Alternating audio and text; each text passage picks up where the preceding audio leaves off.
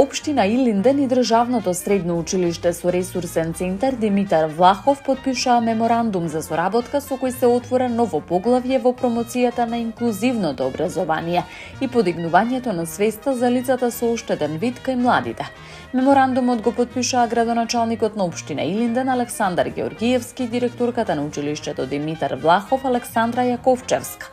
Со оваа соработка се предвидува реализација на едукативна кампања која ќе ги опфати учениците од сите основни училишта на територијата на општината.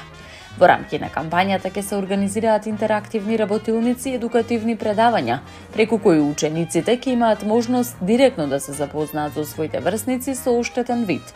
На овој начин тие ќе можат подобро да го разберат нивното секојдневие, образовниот процес низ кој поминуваат, како и предизвиците со кои се соочуваат во секојдневниот живот.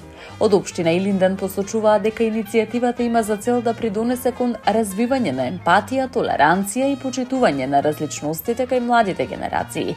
Преку непосредна комуникација и заеднички активности учениците ќе стекнат подлабоко разбирање за важноста на еднаквите можности и инклузијата во образованието. Партнирството меѓу локалната самоуправа и ресурсниот центар Димитар Влахов представува значаен чекор кон создавање на поинклузивна и похумана средина во која секој дете ќе има можност рамноправно да учествува и да ги развива своите потенцијали.